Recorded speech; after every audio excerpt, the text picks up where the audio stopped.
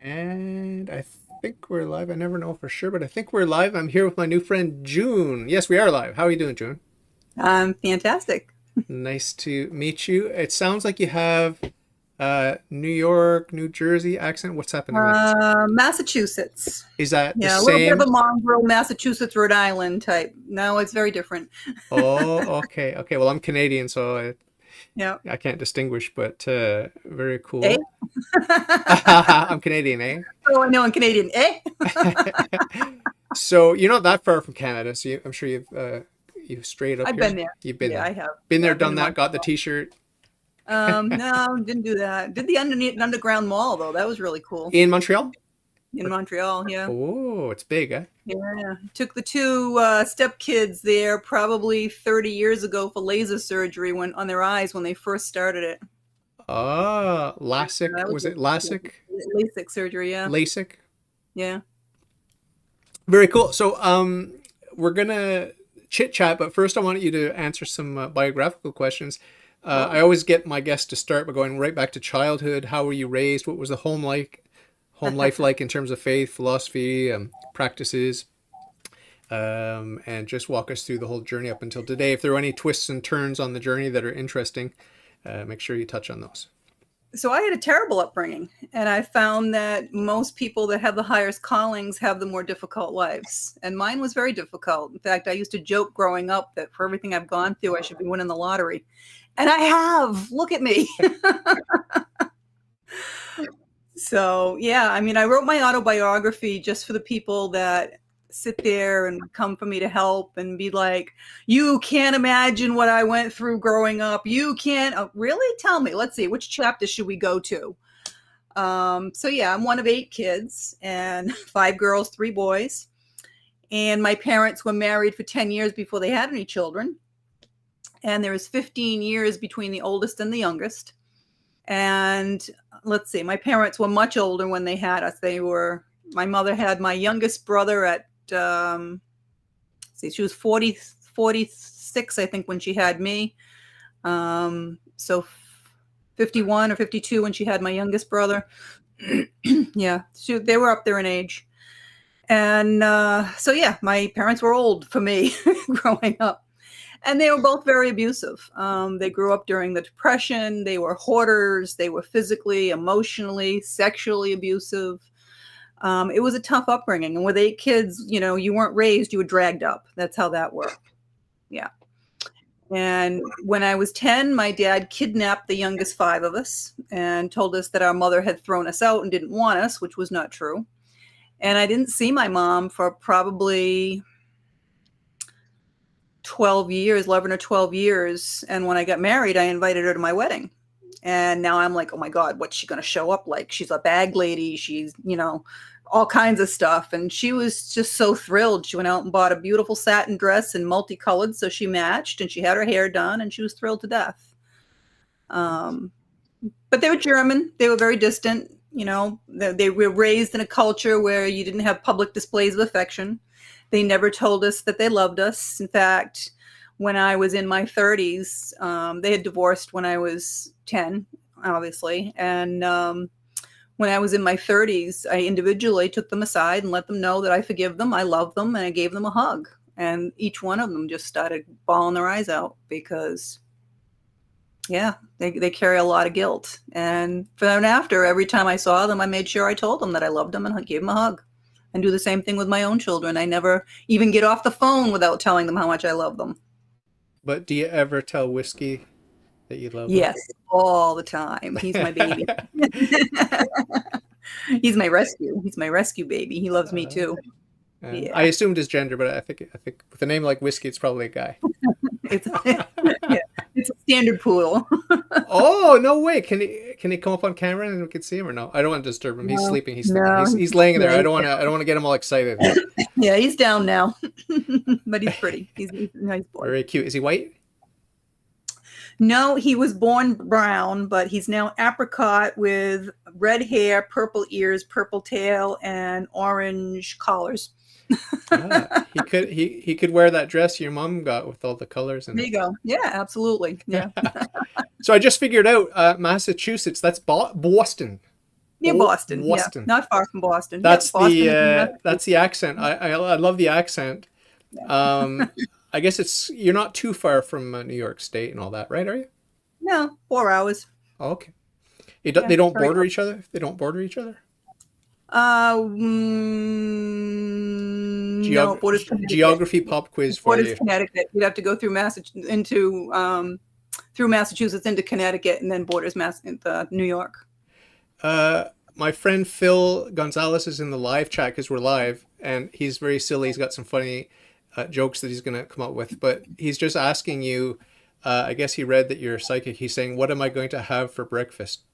So Not much. It's gonna be you're right. You're right because it's Lent. It's Lent, there. and You go. we Catholics we don't eat much during Lent. So yeah, you're one for one. Let's not ask any more questions. Leave it 100%, 100% success rate. So, were your German parents Lutheran or Christian or Catholic or? So I guess they were raised Protestant. However, we have a Jewish background. Ooh. Um, in fact, our coat of arms is the only one that has a Jewish Star of David in it, if we can find it. We were somehow related to the King of Prussia on my father's side. But we were raised in all different types of things because my mom was a medium, which I didn't know, and she was searching for answers. So I went to Episcopalian, Baptist, Protestant, Lutheran. I was the only non-Catholic in a Catholic school for second grade. My sister was Hindu.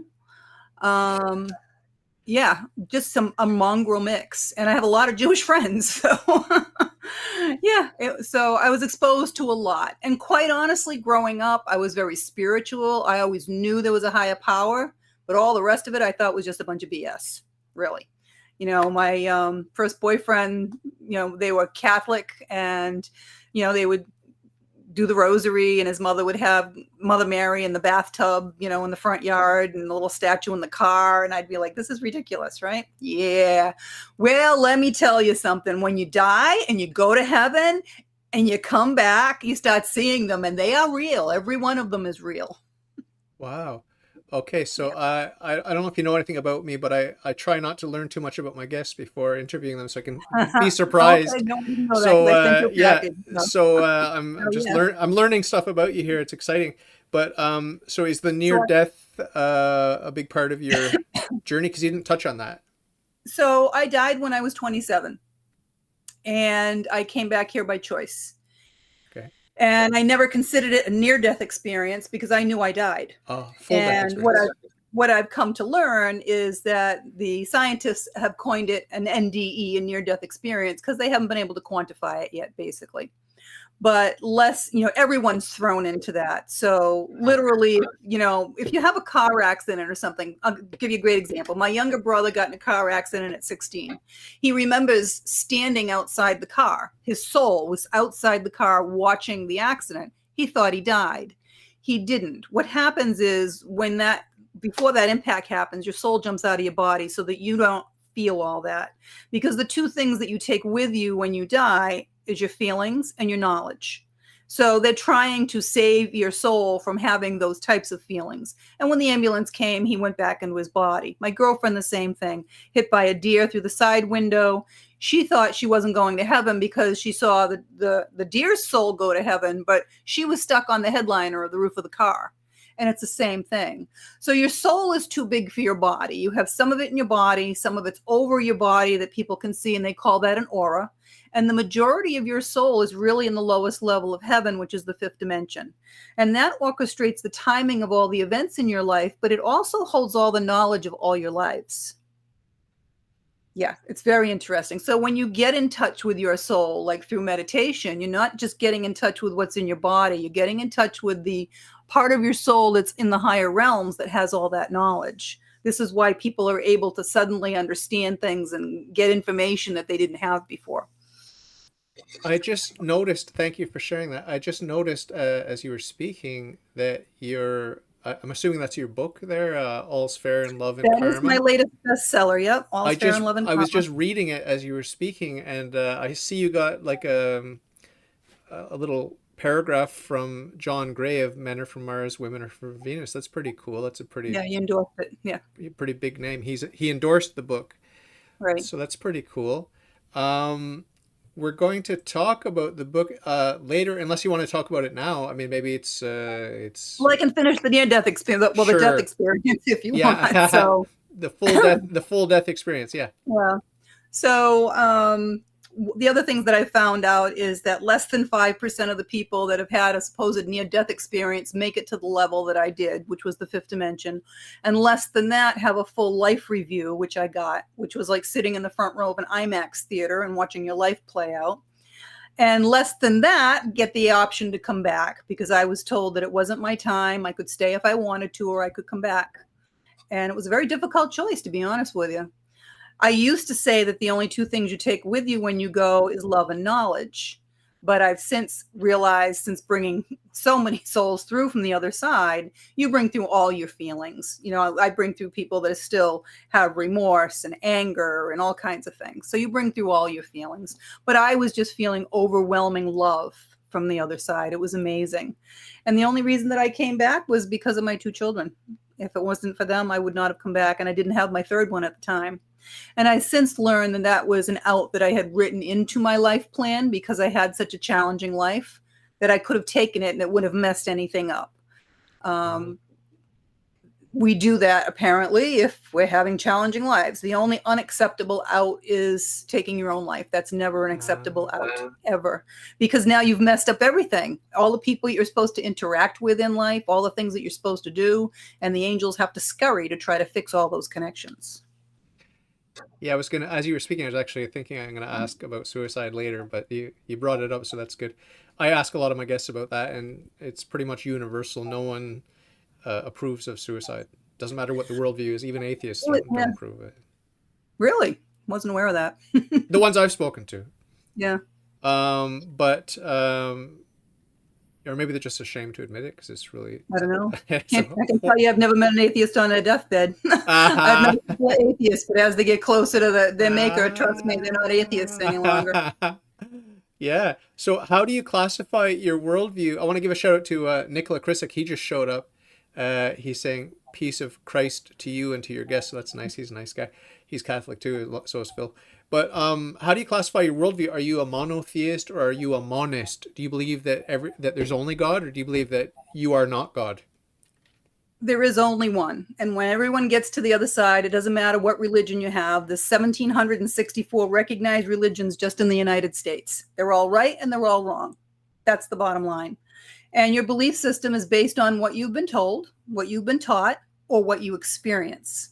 And when you experience something different, you're going to believe something different. It's that simple. And again, every religion is right, every religion is wrong. You've got, you have Hindu religion, you have Ganesh, Vishnu, Krishna. They were real. They were all real. They're ascended masters. They were all on the other side. You can call on them the same as you can call on Saint Anthony and Mother Mary, and they're all real. They all walked this earth. They were human at one point in time. And ascended masters are teachers on the other side, so they're more than happy to come and teach you whatever it is you want to learn. But when you go to heaven, it's been explained to me, I've only been able to go to the fifth dimension. We live in the third dimension here. When you go to sleep at night, your vibration actually rises and you go to the fourth dimension, which is a dream state. And the lowest dimension is the fifth dimension of heaven. So if they're trying to get a message to you while you're sleeping, they're going to lower their vibration and meet you there. And it's a message, not a dream, because it feels real. You wake up right away and you remember everything. But heaven was explained to me that it's like a layer cake. And you go to the different level based on your belief system and how advanced your soul is. And they've been able to let me see glimpses of it, but while I'm tethered into this 3D body, I can only go back and forth to the fifth dimension. I can't go any farther than that. Just today in the mail, I got my my latest Amazon order. I ordered some finger puppets, and they're cute. They're cute, and we're going to use them for other things afterwards. But just put them on the fridge or whatever. But I've already got a finger puppet of Hegel on my fridge. But the reason I'm bringing this up to you is because when I talk to monists, people who believe that there's only God and that God is manifesting in these finite people, individuals, and there's the illusion of separation and these sorts of things. To me, the best sort of demonstration of the analogy for that worldview is to have me, a living being, with 10 finger puppets, and I do a little show, and they're, putting on a drama, and at the end of the day, when I'm done playing with the finger puppets, I could just shake them off and I'm in no peril, even though there was drama and there was allegedly peril that I played out with my finger puppet show. But I'm higher than this reality of my finger puppet world, that little world that I created. So it's the same thing with you. If you talk about your higher self, your true identity being the Godhead, at the end of the day, God's going to shake you off. He's going to shake me off, because we're just like finger puppets to him, and he's perfectly happy, and there's no threat to his to his happiness. Well, there's no hell for you, right? There's no hell for you, right? Right? Only if I want to go there, I guess. But there's no permanent hell. Hell exists. Hell does exist, but it's absolutely not permanent. It's not permanent, you would say. Sure, it is. Okay. Just like heaven's permanent, So you think that there's a being who is not God who could be eternally separated from God in hell? That's what you believe. Absolutely. Yeah, you're a monotheist. You're a monotheist then. Everything in the world has to stay in balance. So if you believe in a God, you have to believe in a devil. There's good and there's evil, bottom line. But do you believe that you are not God, that you are not God? I am not God. Okay. I do have God's spark within me. We all do. That's what your soul is. It's God's spark. Right, but robots will never be human because they will not have a soul. You do not have a God spark in there. So when you are created, and they've shown this, whether or not it's inside of a body or inside of a petri dish, but when an ovum and a sperm combine, there is a little bolt of electricity that hits that. That is the point that the God spark is there. That's the soul immediately. And you said created, so you believe in a creator God, a God that creates non-God creatures, right? We're not gods. We're not gods. Okay. So no. It doesn't sound like you're a New Age monist. It sounds like you're a monotheist. I don't put labels on me. I only know what I know. That's all I know. Yeah, but you know that you're not God. That you have God spark in you. That you're not God. We have God spark. We are all connected. We are all here to help each other. We are created by God. Okay, and that's cool. Whether we are in God's image, I don't know. I have not seen what he looks like. I know he's there. I've seen angels. I've seen saints. I've seen angels. I've seen demons. Yeah. I have not seen what God looks like. I can only feel the energy. Well, if you believe in an eternal hell that you can't get out of, and you believe that you're not God, then you're a monotheist. You're a monotheist. I don't know if you can get out of hell. I don't know. I have no idea if you can get out of hell. I know it exists, and I will tell you a different story, because I don't usually work with lower vibrational entities unless I have to. Okay. Is that what you're calling me? A lower vibrational entities would be ghosts that are stuck here and have not gone into the light. So quantum physics, okay? Speed of light is almost 300 million miles a second. When I left my body, because we are not the person, we are not the suit that sits here. We are the energetic soul that's inside. And when I died and my soul left this body and went into the light, I was traveling at 300 million miles a second. This is why they can be everywhere at once. And then I came back into my body at that speed. So my vibration is automatically much higher than most people's. So I believe that's the reason that I can travel back and forth to the lowest level of heaven at will. I can go back and forth just through a very light meditation. I can be there in seconds. And I can connect to the other side in seconds as well. But I did meet a gentleman in my gym once a couple years ago, and he's like, hey, he goes, how you doing? I said, good. He goes, I heard you died. I said, yeah. He goes, I died too. I said, it was amazing on the other side, isn't it? He goes, I didn't go there. I said, what do you mean you didn't go there? He goes, I didn't go to heaven. I said, where'd you go? He goes, I went to hell. I'm like, what? You're the only person in my life that's ever told me this. He goes, yep. He goes, I was 45 years old. Now, mind you, the guy was close to 80. He goes, I was 45 years old. I had a massive heart attack. He goes, and I died. And they took me to hell. And they told me I was not going to stay there, but they wanted me to see what it looked like so that I could tell other people. And he came back and became a Jesuit priest. Oh, no way. Yeah. Wow. Well, you know how controversial those Jesuit priests are, right? But I like them. I like the Jesuit priests, the real ones. I like the real ones. But there are infiltrators. But yeah, I'll give the benefit of the doubt to that gentleman, of course. But yeah, so fascinating. I think it's so important that we realize two things: that God exists and that not God exists. In other words, to admit that we are not God. Because I was a hard solipsist at one point. I believed that I was God. Okay, I was also in the New Age, deep in the New Age for many years. And then I became a monotheist. So I admitted that I'm not God, that God is God. But I interview a lot of New Age people and Hindu people and people that have Eastern philosophies, and they believe that they are God. They are just God manifesting in this particular way at this particular time, but they And I believe that just they are had God. this conversation with someone the other day because technically at that point they're an atheist. Uh They huh. don't believe that there is a God. They think everybody is their own little Yeah. God, and that's not how it works. And Amazing. my sister was Hindu, and she knew there was a higher power. Okay. She's on the other side. She's one of my guides now, and she knows. Oh, Absolutely, there is only one. Doesn't matter what you want to call it. There is only one higher power. You can call it source energy. You can call it God, Jehovah, whatever you want to call it. There is only one. That's it. yeah. So I can. I mean, I just want to be blunt with you. I assumed that you're New Age, but it doesn't sound like you're New Age. Do you get clumped in with them a lot, or what do you think about them? Or Again, I don't label myself, and this is the first time anybody's ever tried to label anything that I really? say because I can only tell you what I know. I don't Yeah. fit into any box that I'm aware of, and my belief system comes from firsthand experience. This is Yeah. all I can tell you. This is all I can give you. And if I Yeah. don't know the answer, then I don't know the answer. Yeah. Yeah. Of course. Yeah. Yeah. My mind is a Western mind, and it's very. I want to categorize things, and I want to try to eliminate. It's like a sort of like a trial and error thing when I speak to someone, to try to eliminate the untrue about the person and find out what is true about the person's beliefs. So yeah, I hope you're not offended by the fact that I love labeling. I love it, absolutely but love it. but I can't put myself in a box because, like I said, all religions are right, all religions are wrong. Yeah, Religion itself is their businesses, bottom line. But if they are teaching you that there is a higher power, that you should love one another, and that you're here to help each other, then they're doing a service. yeah. So yeah, I'm very pleased to meet someone like you has a slightly different approach, and I think you have sort of forged your own path. Now, this whole psychic thing where you're able to tap in allegedly to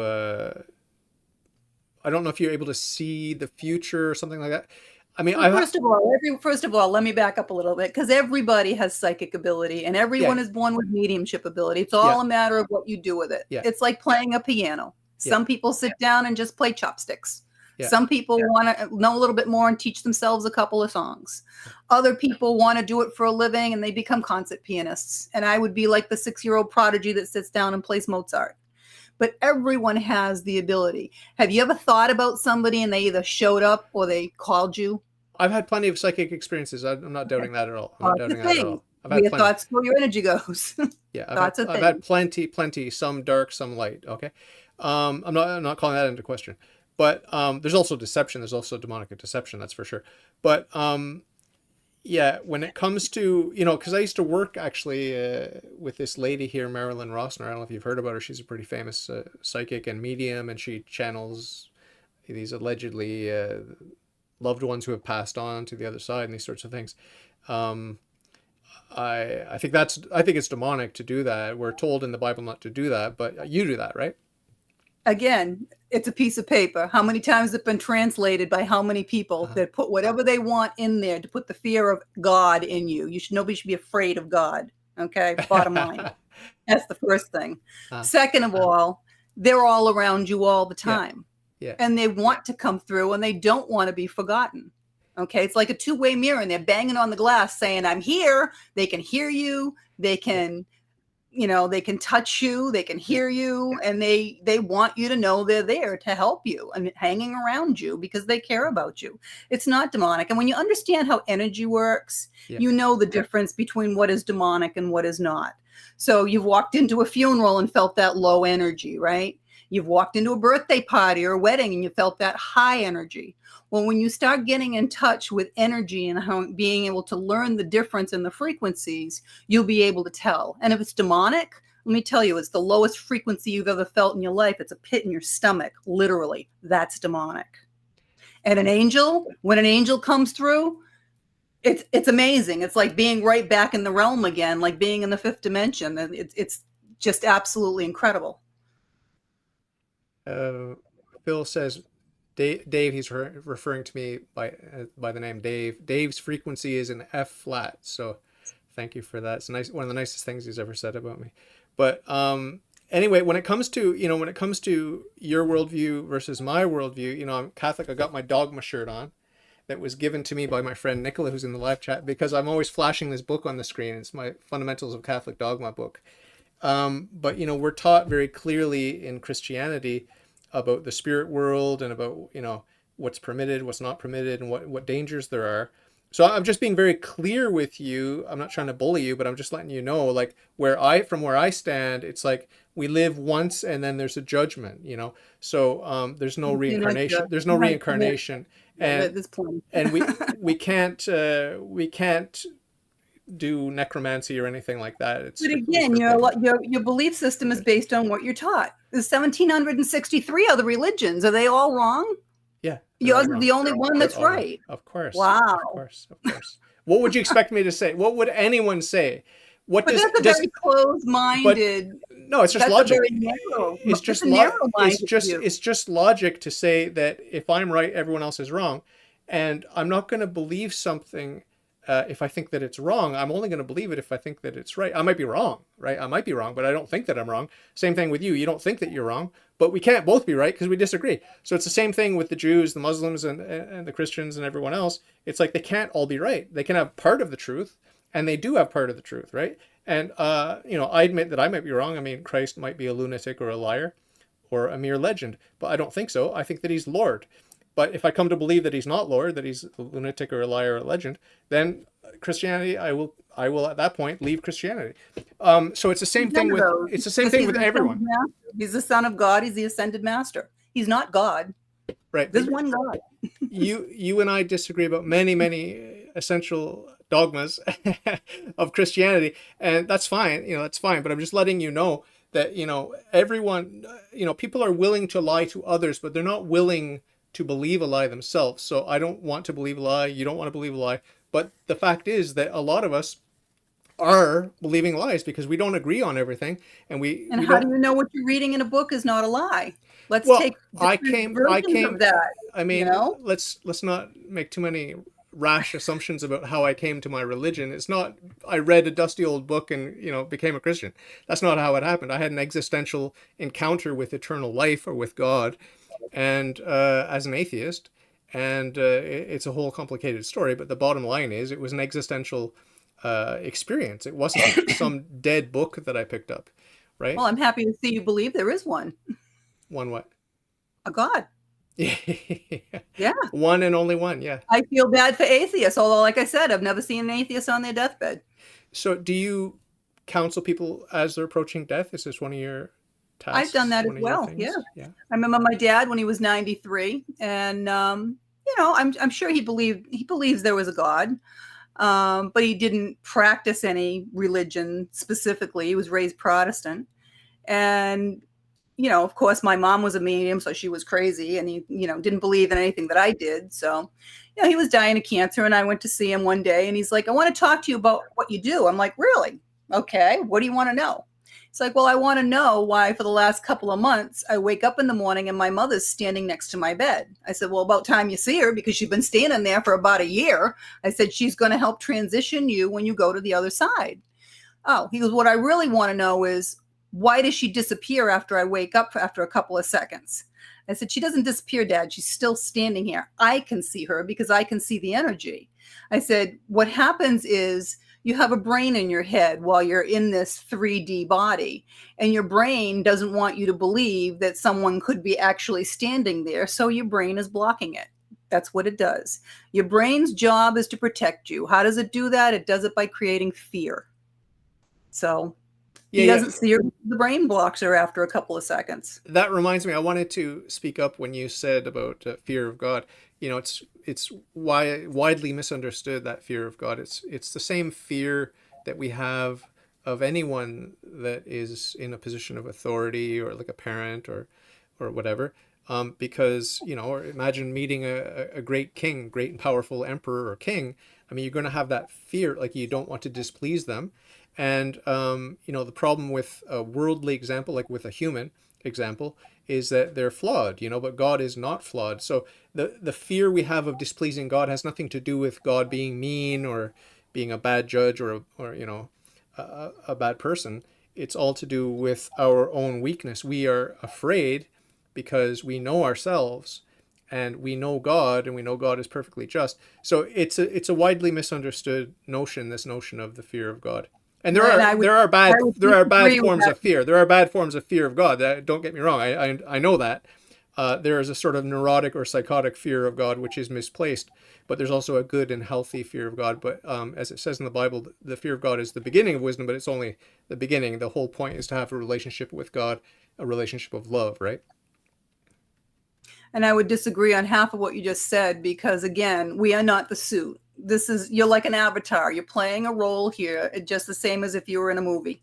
You are, you are the soul, the energetic soul that's inside. And you are always where you're supposed to be. And we are perfectly imperfect the way we are. Do you and I have two separate souls, or is our soul We have essence two one? separate Two souls. We separate have souls. two Okay. separate souls. Thank you. That's good. Glad to hear that.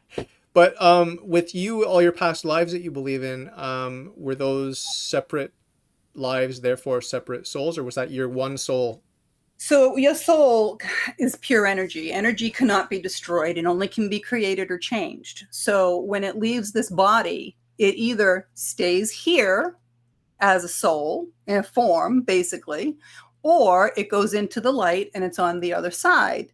And when you're on the other side, the faster you move, speed of light's 300 million miles a second, time is a construct. The faster you go, the slower time is. Okay.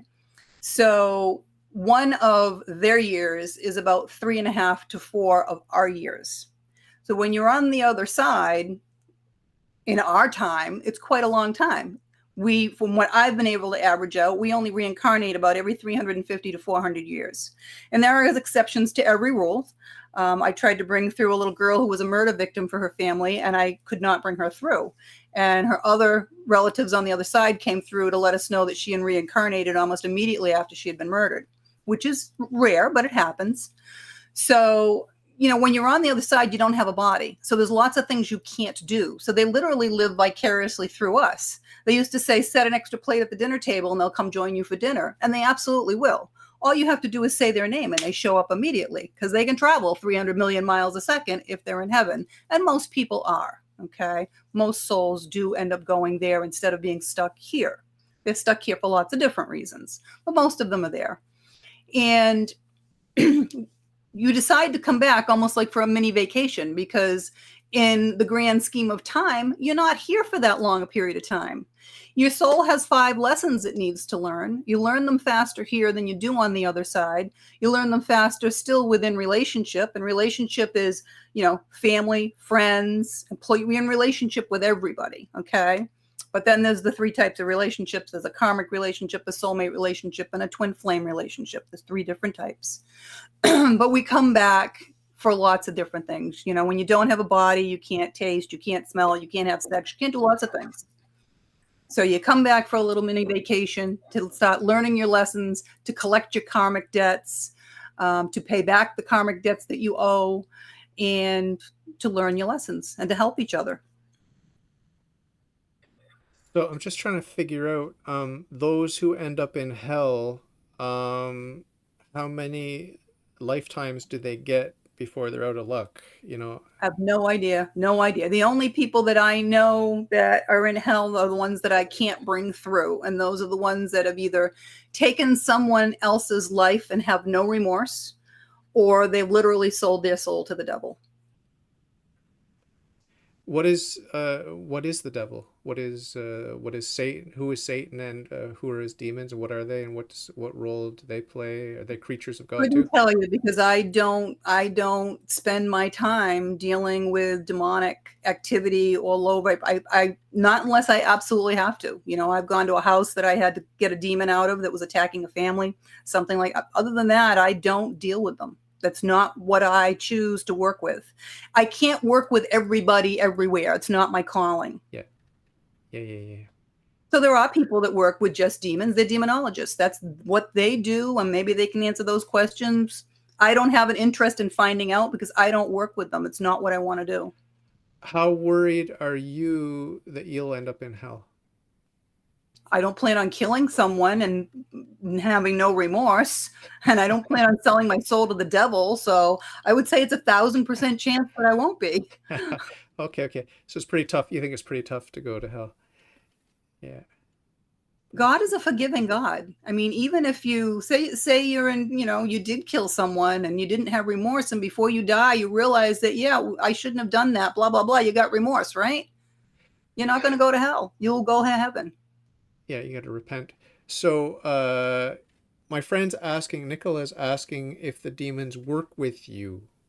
I would, I don't work with yeah, demons. I that's don't what I work was with just gonna demons. say. I was just gonna say I don't think so because she just told us that Demons she don't. doesn't. I don't think demons work with anybody. Demons are demonic. I mean, the whole goal here for both, everything that's happening in the world right now is not political. It plays out politically. It's a war of good and evil, Yeah, and it's all about your soul. Trust me, they both want your soul. That's what it's always been about. Your soul. That's the prize, and the more pure your heart is, the more pure your soul is, the higher the prize. The more the devil wants it, the more of a target you are. I've been attacked. Yes, I've been attacked by demonic stuff because I had not protected myself good enough doing certain things, but I don't work with them. I don't think they work with anybody. I want to give a shout out to my friend Daniel Drazinovich. He's in the live chat too. Another Catholic. Hello to you, Daniel. So, I see that you've got a book about relationships. So I think relationships are what it's all about. Our relationship with God first and foremost, but also our relationship with not God, with the neighbors and family and friends. So what I don't want to like spill the beans on give a spoiler alert on your book, but what are these 5 steps? Maybe you just give a little subtle hint. So the first lesson you have to learn is self-worth. And Uh-huh. self-worth is not value. Value is what other people place on you. Self-worth is the understanding that you are so important that you are the only one of you in this entire universe. Even if you were a twin, you want different things, you think differently, you have different fingerprints. And it is not selfish or narcissistic, as society would like you to believe, to put yourself first. It's where everything else comes from. If you don't put yourself first, you're not going to be here to take care of anybody else, are you? That's bottom line.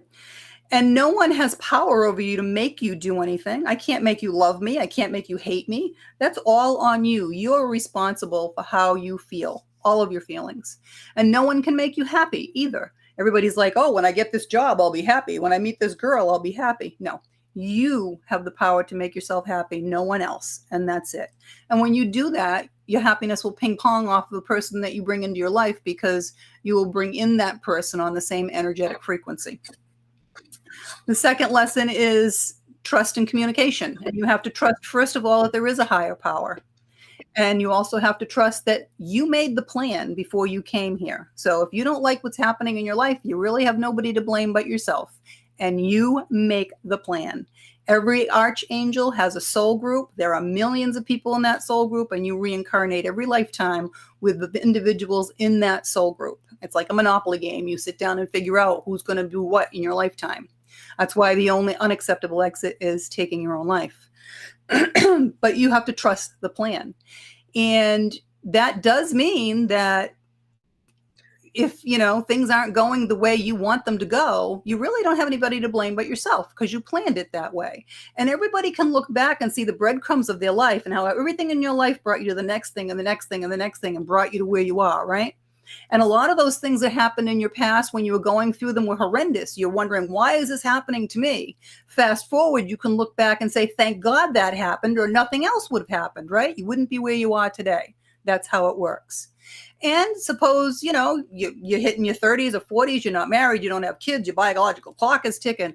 Well, if you don't have kids yet and you're not married, because you didn't plan it that way. And it doesn't mean it's never going to happen. Maybe when you're 50, you're going to marry a widow or a widower and raise their children for them.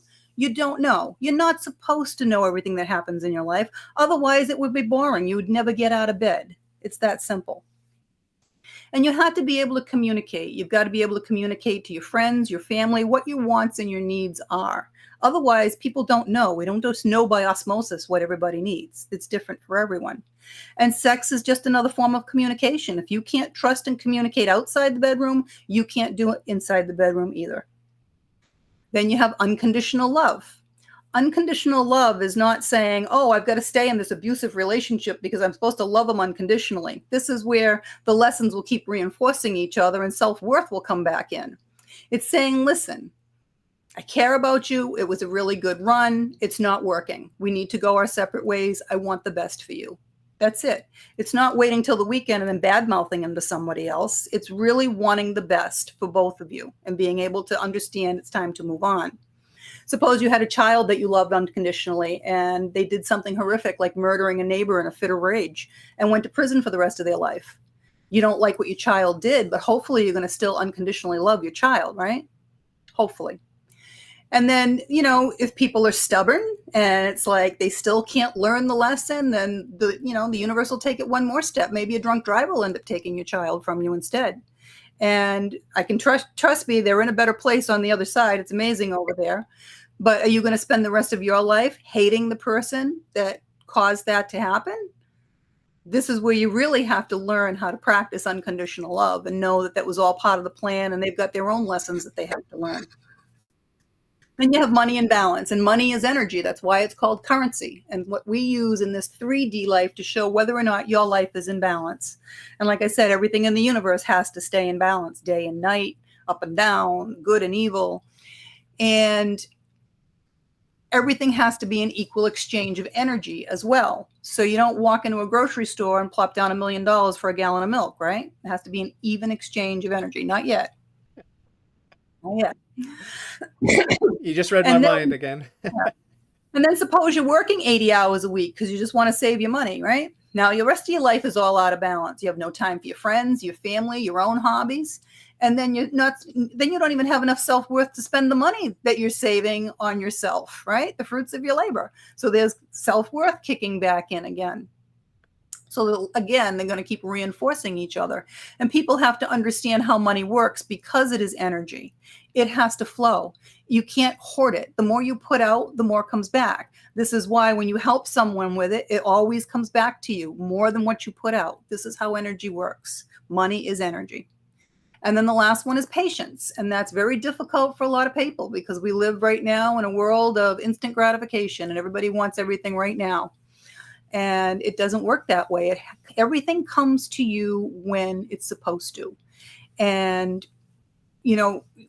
people pray, right? They pray or they ask the universe for things. And when you meditate, you get your answers.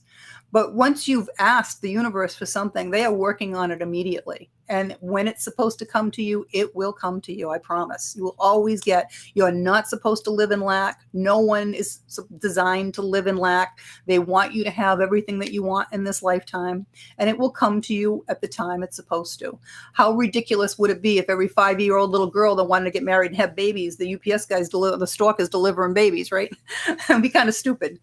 It comes to you when it's supposed to. But there is self-responsibility there. You have to do the work to get the reward. You can't ask to meet, the most perfect person in the world, blonde hair, blue eyes, 6'2", and then never leave your house. The UPS guy and the mailman's not going to deliver it to you. You've got to put yourself out there and the universe can meet you halfway and bring it. And that's how that works. So those are the lessons. Thank you very much for sharing all that. I'm just wondering, as you were speaking, I was thinking about the about your own love life. I mean, it's kind of personal, but did you ever get married? and have kids? Forgive me if you already told me, but remind me. Yeah, I've been married twice. I have 3 children with my first husband. Okay. And my second husband was a karmic relationship, but I was very, very stubborn. But I learned all my lessons in that relationship. And I ended up meeting my twin flame, which is very, very rare. There are very few. Everyone does not have one. They are extremely rare. And they're not something that everyone would want. Twin flames not only have to learn all the 5 lessons, but they also are here for a higher calling. They're supposed to be helping humanity. And twin flames, if you have one, meet at a predetermined point in your life. And when that happens, it throws your life into a complete upheaval, bottom line. And they only last for a matter of a few days to a few weeks or a few months. They're always very sexual, very passionate, and very psychic. And then when you part, it's like you've been ghosted because you have no contact at all while you both go on your path. And if you're both able to learn the lessons and get on the path you're supposed to be on, you'll have an opportunity to reunite in this lifetime. Otherwise, it would be on the other side again. So, if I've understood correctly, you were married twice, and then you found your twin flame, and now what's the status? What's your status now? Just living my life. Okay. I'm on my path. I don't know if they are. I'm on my path. So the other 2 types of relationships are your karmic and your soulmate. So a karmic relationship is there just to teach you a lesson or you to teach them. And you know it's a karmic relationship because it never really feels quite comfortable. It's like you're always looking for the red flags or the shoe to drop. And when one or the other learns the lesson, it ends immediately. It's like you wake up one morning and say, why is this person even in my life? That's a karmic relationship. And a soulmate relationship is also there to teach someone something or for you to learn something, but it's also there to afford you some love and affection at the same time. And once one or the other has learned the lesson, it doesn't have to end. It really depends on what you wrote into your life plan. You can continue to learn the rest of your lessons with that person if that's what you wrote into your plan. Are you looking for a relationship, or is not a top priority for you? I'd like to have somebody in my life. I don't look. I date once in a while. You know, when the universe says it's time for me to find the right person, then I will. That's, And that's how it works. if it's not too personal to share, what kind of worldviews do your 3 kids have? You said you had 3 kids, right? I do, yeah. And they're realists. They all have a lot of ability.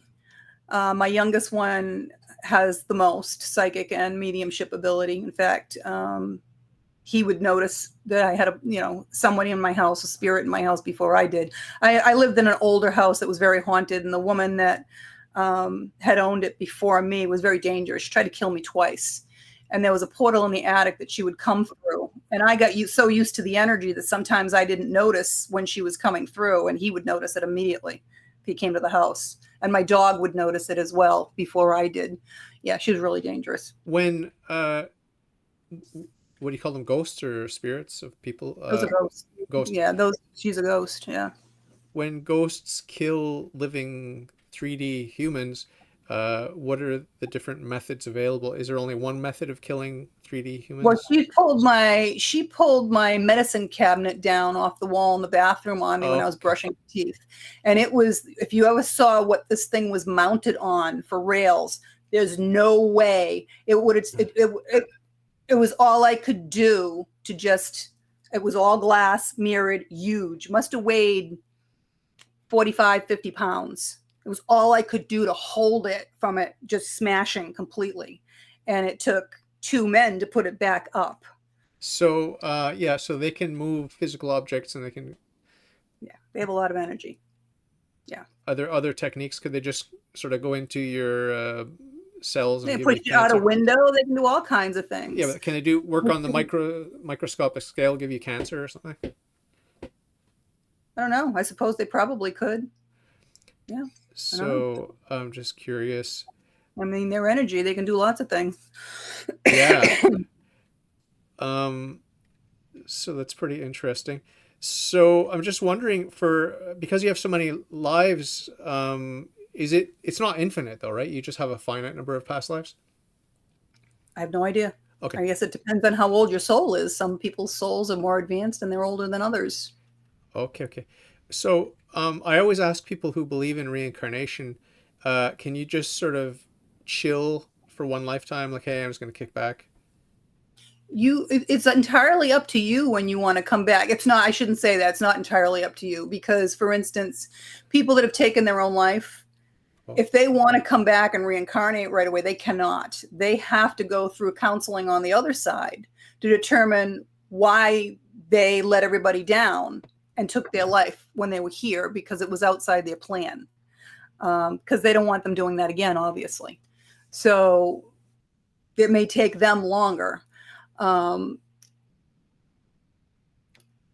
so it's really, it's up to you if you want to come back, when you want to come back, but then you have to talk with the archangel and the angels that are in charge of your soul group to determine if it's okay for you at that time to be able to come back. but it's always enjoyable being on the other side if you're not in hell. I find it incredible on the other side. Yeah. So I'm not recommending this, but I'm just saying, like, you could, if you just wanted to just be lazy and selfish during one of your many, many lifetimes, just be lazy and selfish. And then as your reward, you get to hang out in the counseling sessions on the other side. It's kind of like kick back and You just do what you want on the other you side. do I what you mean, want. I bring people through that. I bring one lady through. What is she doing? She didn't get a chance to do traveling when she was here, so she's traveling all over the world. They can go wherever they want and do whatever they want. Yeah. Um, So it sounds like, because I'm a very lazy and selfish person, it sounds like if your worldview were correct, it would be amazing because I could just be lazy and selfish here, and then I get rewarded after in the next life. I get to chill out and travel and be you happy get and to do whatever you want on the other side. yeah, You chose this life to do whatever if you wanted to, this is what you wanted to experience here, then you're experiencing it for a reason. yeah. What? I mean, there's people that come through and they marry one person and they stay married to that Uh, person for 50 years. They never change their jobs. They uh, don't do anything. They wanted an easy life to just skate through and they've never really you had any think it's problems. easy being married 50 I've years, work talked, in the state? It's not I've easy. talked That's to not them. easy. I've talked to them, you know, they may not have the greatest marriage based on other people, but they're happy with what they've got. And they were happy with not having any change in their life.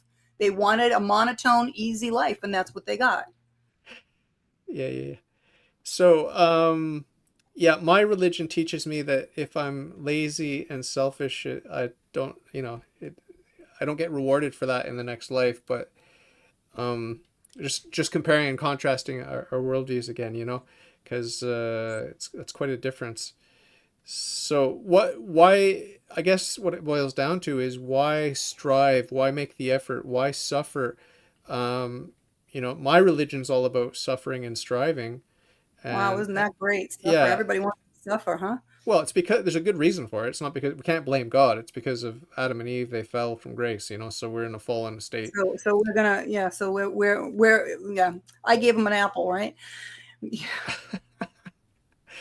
They disobeyed I God. don't suffer from other people's sins. I don't. It's that simple. And Well, I you're don't suffer. suffering. You're suffering right now from other people's sins. I'm not suffering. You're I'm not? loving my life. Absolutely Really? not. I am Really? very grateful. No, I'm not You're suffering not at all. bothered by all the war and hunger and rape Everything that's and happening is happening for a reason. There's a mass awakening happening around the world. And everything that happens for a reason. And something good comes out of absolutely everything. Yeah. it's a source of suffering. I mean, you personally may not be, having a hard time, but there are people that are, every day here in Montreal, I see people homeless, mentally ill on the streets, and you know, just But everything's perspective as well. uh, Okay. The guy that's living on the street chose to live on the street in this lifetime for whatever reason. And if he wants a bed and a meal, all he's got to do is ask and it will be provided for him. Someone will take him in. There will be a church. Someone somewhere will give him food and shelter if he asks. The universe does not leave you hanging. It does not leave you in lack if you ask. that's funny because even God, who became man, couldn't find a place for himself and his wife Yeah. Sure, he did. He Yeah. found a manger to go I'm into. sorry. I mean, sorry. The parents of the God Man couldn't find a He found a place. manger to go into. It Yeah. was nice and warm. They had the animals. Yeah.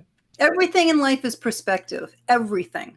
You can sit here and piss and moan and complain because you're not a millionaire and you're not Elon Musk or you haven't been able to go to the moon. Everything in life is perspective. There's always someone that has it better than you and someone that has it worse than you. It's all perspective. Yeah. Yeah. Yeah. I'm struggling to understand the point of all this drama. You know, like I said, There's only with drama if you choose it. well, I mean, If you choose it, this is a play that you're in. If you yeah. choose to live in the 3D drama, that's your choice. I don't. I don't live in drama. uh, It's your but choice. yeah, yeah, yeah. Because you know, it's got a very Christianity has a very clear message about suffering and the causes of suffering and the causes of every evil. You know, it's clear that it's down to human failing, human sin, and that we can't blame God, but that our sufferings here in this fallen world can have meaning by uniting those sufferings to the sufferings of Christ. Like if you look at the life of Christ, I mean, he suffered a lot. You know, so how do you see him as an ascended master, probably, right? Absolutely. And it's funny because when I was teaching mediumship and psychic development, one of my students told me that he thought his guardian angel was Jesus. And I'm like, your guardian angel can't be Jesus. Your guardian, you know. So you have a guardian angel, but it's not an angel. It's literally someone that was related to you at some point in time that steps up to the plate when you're born.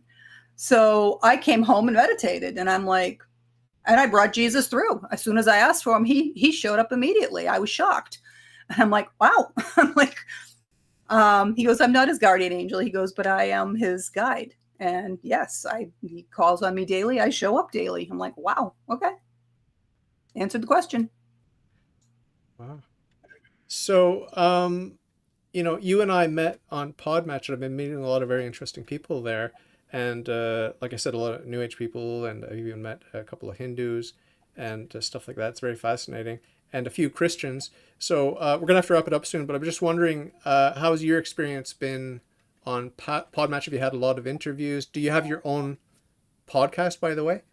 I do not. I'm way too busy to do my own Uh-huh. podcast. Uh-huh. What's your I've met experience been like with the podcasts that you've been on? Are there a lot of Christian ones or New Age ones or spiritual ones, or what's your experience been like? they're very rarely religious like yourself. I think you're probably only the second one, and I've done 100 podcasts already. Oh, oh, wow! You've done Yeah. 100 on Podmatch? Yeah, I've done about 100 on Wow, Podmatch, and I've done probably 20 off of Podmatch. Yeah. wow, very cool. And so, how would you describe the spectrum of podcasts, like in terms of proportions? So what I find on Podmatch, there's a mix of everything on there, and there are a lot of very close-minded individuals. For instance, I teach business people how energy works as well, because if you want to have what you want in your business and in your life, it has to do with raising your vibration and getting in touch with your soul, bottom line. And listening to your soul. There's a difference between listening to your soul and listening to your head. Okay. Your brain is nothing more than a computer that's processing everything you're reading. That's not who you are. You are the soul inside. And the soul inside is the knowing. Knowing you're supposed to be doing something and just doing it and not questioning it. That is your soul, not your brain. And when you are working with your brain, again, its job is to protect you by creating fear. So most people are making their decisions based on fear. It's a 50-50 crapshoot. Sometimes it works out, sometimes it doesn't, and you're always questioning yourself. When you make your decisions from your soul, you don't question yourself, you just do it. And it works out 100% of the time the way it's supposed to, wonderfully. So that's what I teach. And when you can do that in business, you can succeed much easier, and you end up bringing in a better quality of customer, employee. You raise their vibrations up as well. It's contagious. It's like a virus, but it's a good virus. But you said that a lot of the people you met were closed-minded. What did you mean by that? they don't want to understand how energy works or how it affects anything in their life. And because they're in business, I've been in business my whole life. I've owned plenty of businesses. I've been very, very successful. And they don't believe that one is connected to the other. You know, they can think money is just money, money, money, money, money. They don't understand money is energy, and it has to flow and it has to go out.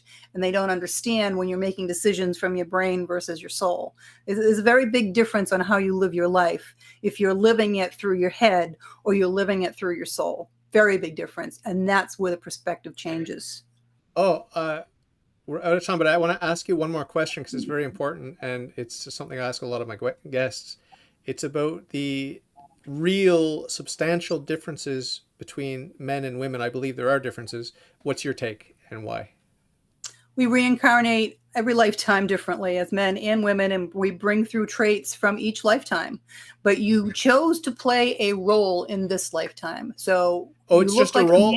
It's just a role. You're playing a role. This is all you are. You're an actor playing a role. You are the soul inside. You are the energetic being in here.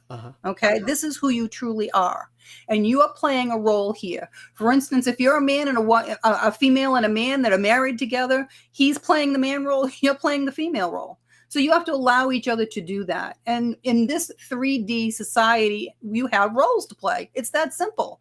You know, the guy usually uses the hammer. The girl usually uses the cookbook, whatever, Yeah, you help each other out, but you have roles. But what about sexual morality? Because the Catholic Church is very strict about sexual morality. It sounds like you just say, do whatever you want to do.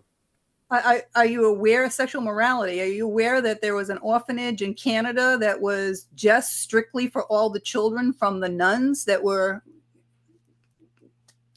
getting pregnant from all the priests? What's your point? Where's the morality there? Well, are they living according to what? Are they living according to what the church teaches, or are they going contrary to what the church teaches? Apparently, that was contrary to the church. Well, there you go. That's right. Yeah. There you go. Yeah. So I mean, so I'm not sure the question that you're asking me. Are you asking me if you should have sex outside marriage? What are you asking? Well, do you think masturbation's good? Pornography is good? Gay LGBTQ stuff is good? Chopping off the external genitalia of young boys is good? Like, is that all good? It's just it's not all do good. What you want to do. It's not all good, and we know that, and you know that. It's I know that. Yeah.